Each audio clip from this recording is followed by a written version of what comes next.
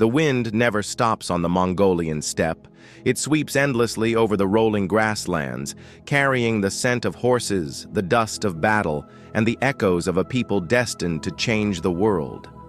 To outsiders, this land seemed barren, an unforgiving wilderness of endless sky and endless struggle. But to those born here, it was a cradle of power.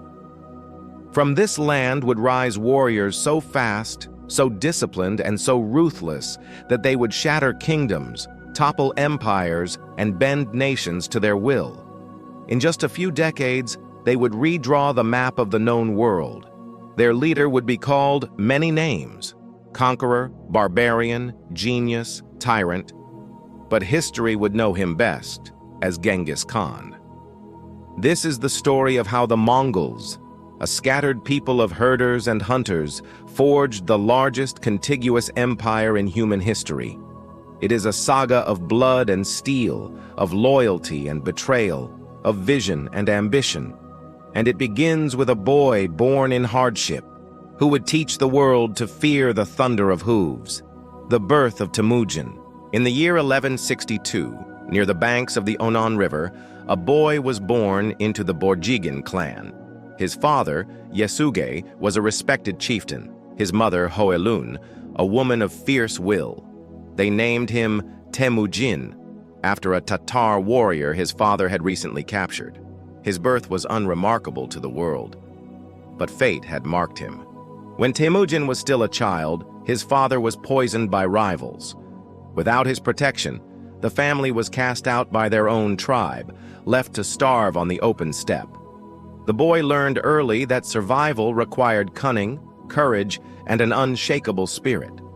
He hunted small game, dug roots from frozen earth, and endured winters that would kill the unprepared. Temujin's family lived on the edge of death, and the boy grew to understand the fragility of life.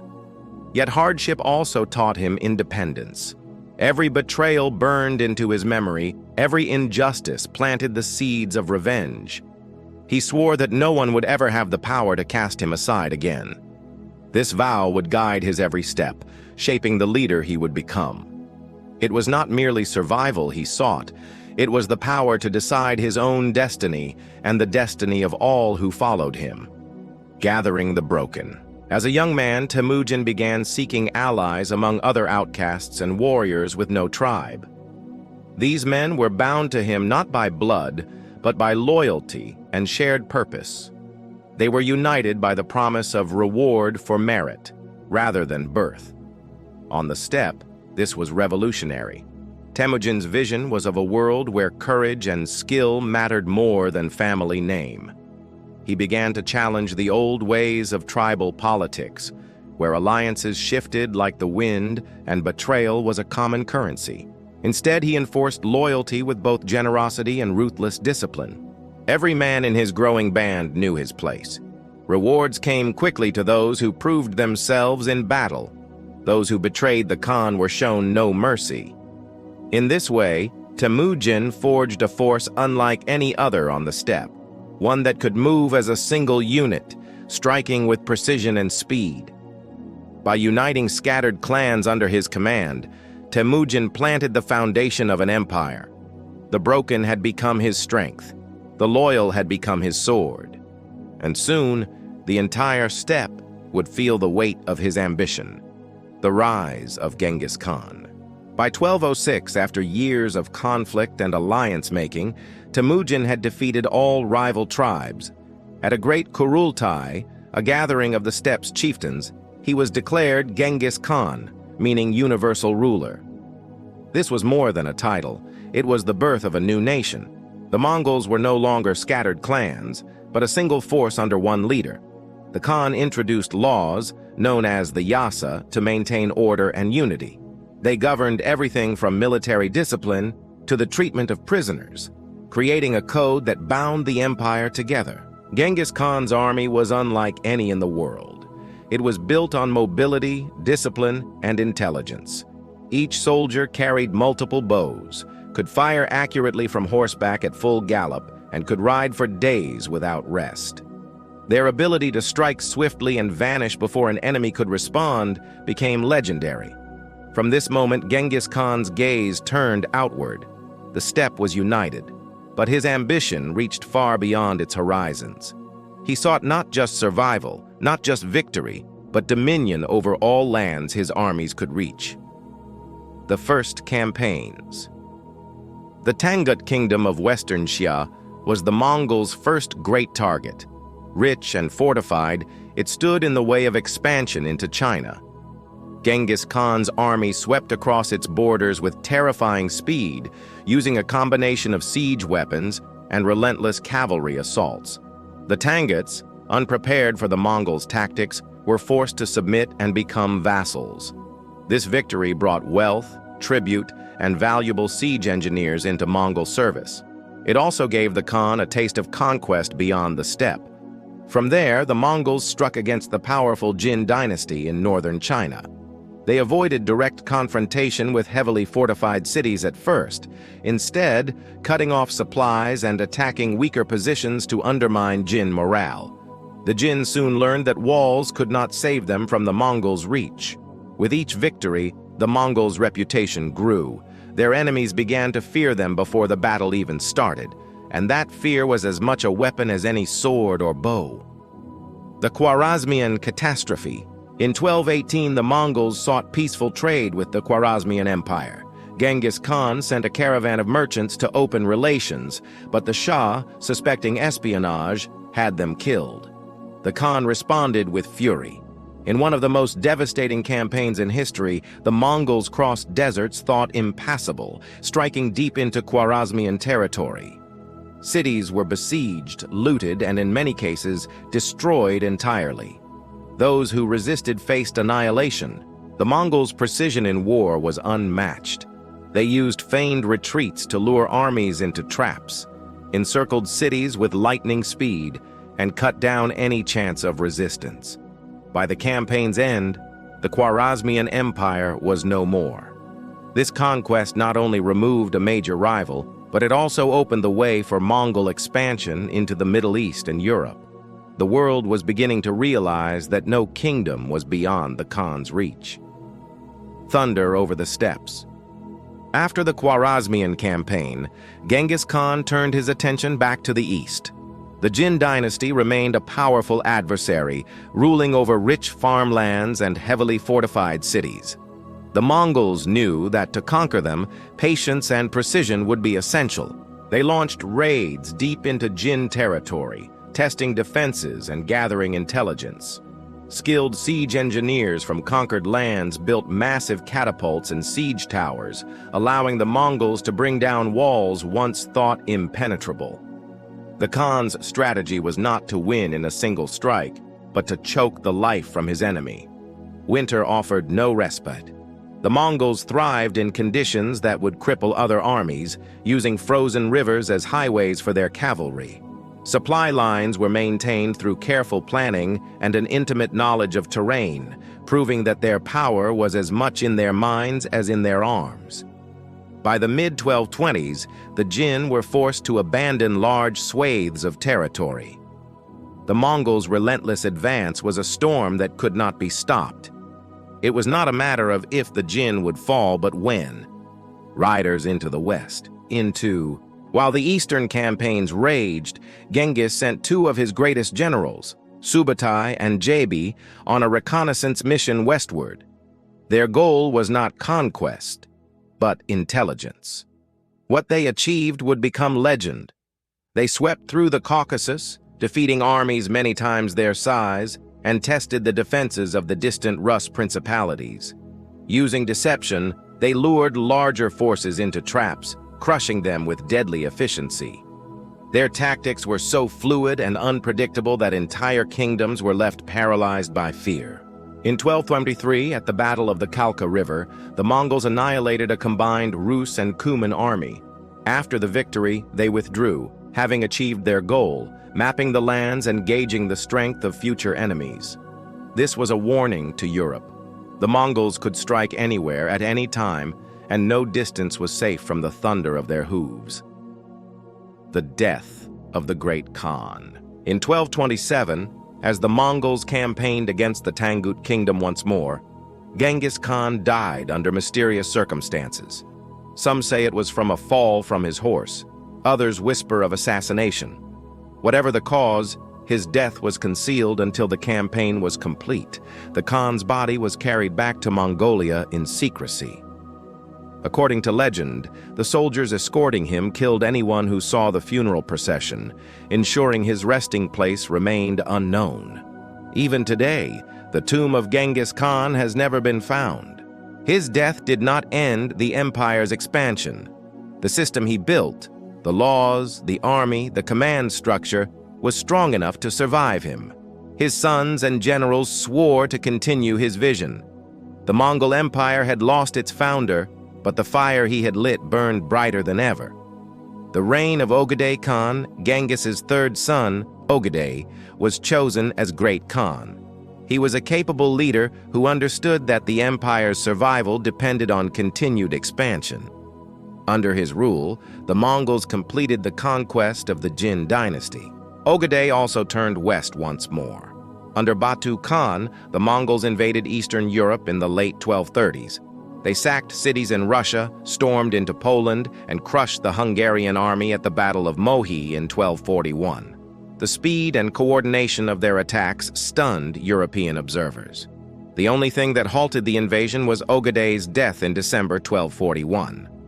Following Mongol tradition, the great generals returned to Mongolia for the Kurultai to choose a new Khan. Europe was spared, but only by chance. Ogedei's reign marked the empire's greatest territorial reach, but it also revealed the first cracks in unity as different branches of the royal family began vying for influence. Hulagu and the fall of Baghdad.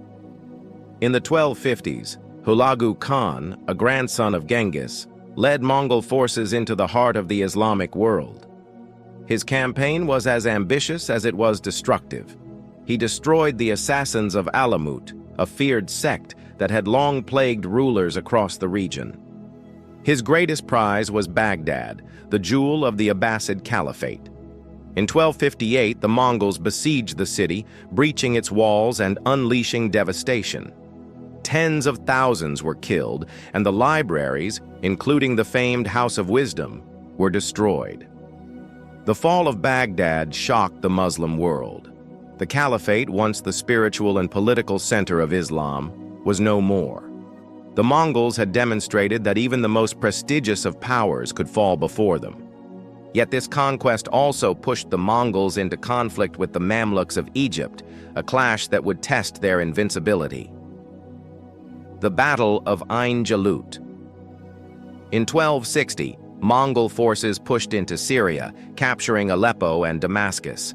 But their advance came to an abrupt halt at Ain Jalut in Palestine. There, the Mamluks, using tactics the Mongols themselves had perfected, dealt them a crushing defeat. It was the first major battle the Mongols had ever lost.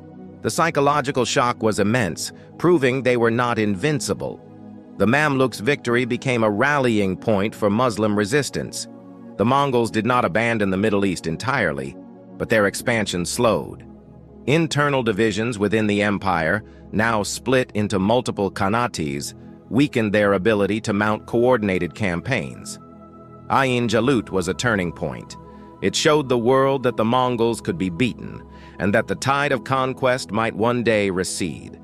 Kublai Khan and the Yuan dynasty. Kublai Khan, another grandson of Genghis, shifted focus eastward. By 1271, he declared the founding of the Yuan dynasty, ruling all of China. He completed the conquest of the Song dynasty in 1279, uniting the entire country under Mongol rule. Kublai was more than a conqueror. He was a statesman. He adopted many aspects of Chinese governance, built infrastructure, and encouraged trade along the Silk Road. His capital, Khanbalik, modern-day Beijing, became a center of culture and commerce. The Venetian traveler Marco Polo visited Kublai's court, later describing its wealth and sophistication to astonished Europeans. Under Kublai, the Mongol Empire was not only the largest in history, but also a hub of global connection. Yet his reign also marked the beginning of the empire's fragmentation, as distant khanates acted increasingly independently. The Pax Mongolica. During the height of Mongol power, a period of relative peace and stability spread across Eurasia. This Pax Mongolica allowed merchants, scholars, and travelers to move with unprecedented safety across the continent. The Silk Road flourished. Goods from China, silk, porcelain, gunpowder, flowed westward, while glass, textiles, and precious metals moved east. Ideas, technologies, and even diseases crossed borders more quickly than ever before. The Mongols established relay stations and postal routes, enabling communication across thousands of miles. A message from one end of the empire could reach the other in mere weeks. This golden age of connectivity was one of the Mongols' greatest legacies, shaping the world in ways that endured long after their empire fell. The cracks in the empire. By the late 13th century, the vastness of the Mongol Empire had become its greatest weakness. Distance made communication slow, and local rulers grew increasingly independent. Rivalries among the descendants of Genghis Khan erupted into open conflict. The empire split into four major khanates: the Yuan dynasty in China, the Ilkhanate in Persia, the Chagatai Khanate in Central Asia, and the Golden Horde in Russia. Each pursued its own goals, often at the expense of the others. External pressures mounted. The Yuan faced rebellions and the challenge of governing a massive, diverse population. The Golden Horde clashed with rising powers in Eastern Europe. The Ilkhanate struggled against the Mamluks. The unity that had once made the Mongols unstoppable was gone. Without it, their days as world conquerors were numbered. The legacy of the Mongols. By the 14th century, the Mongol Empire as a single entity had ceased to exist. Yet its impact on history was undeniable. Borders had shifted, trade had transformed, and cultures had collided in ways that reshaped the world. The Mongols left behind more than conquest. They had introduced administrative systems, promoted religious tolerance, and facilitated an era of global interaction unprecedented for its time. Even their military innovations influenced armies for centuries. But they were also remembered for their brutality. The massacres, the destruction of cities, the rivers that ran red with blood. History's judgment of the Mongols remains divided between admiration for their achievements and horror at their methods. From a handful of tribes on a remote steppe to rulers of half the world, the Mongols' rise was as improbable as it was unstoppable. Their story remains one of the most extraordinary in human history. The hoofbeats have faded now. The wind still sweeps the Mongolian steppe, whispering across the same hills where the sons of Genghis once rode. Empires have risen and fallen since, but none have matched the speed, the reach, or the audacity of the Mongols. They were destroyers and builders, tyrants and visionaries, feared and respected in equal measure. They shaped the world not only through conquest, but through the connections they forged, connections that still echo in our globalized age. The question that remains is not whether the Mongols conquered half the world. They did. The question is whether any people will ever again rise from obscurity to command such power, such fear, and such awe. History suggests it is unlikely. But if it ever happens, the world will once again hear the thunder of hooves.